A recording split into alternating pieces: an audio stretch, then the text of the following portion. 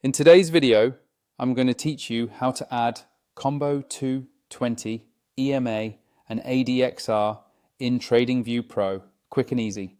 By the end of this tutorial, you'll have this combo indicator set up on your chart and ready to use in your trading. First, make sure you're logged into your TradingView account and have a chart open for any market you want to analyze.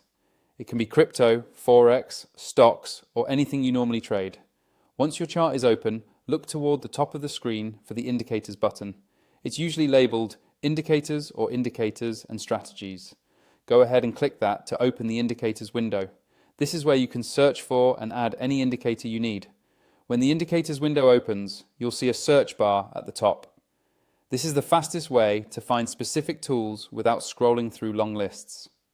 Click into that search bar so your cursor is active, and then type the name of the script you want to add. In this case, you'll type Combo 2/20 EMA and ADXR. As you start typing, TradingView will automatically filter the results and show you matching scripts. Look through the list and find the one that matches this exact name.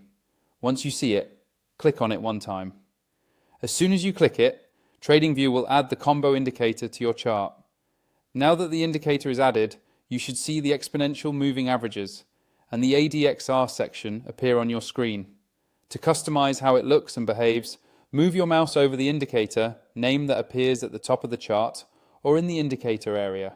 You'll see a small gear icon show up next to the name. Click that gear icon to open the settings. Inside the settings, you can adjust inputs like lengths or smoothing if the script allows it, as well as colors, line styles, and visibility.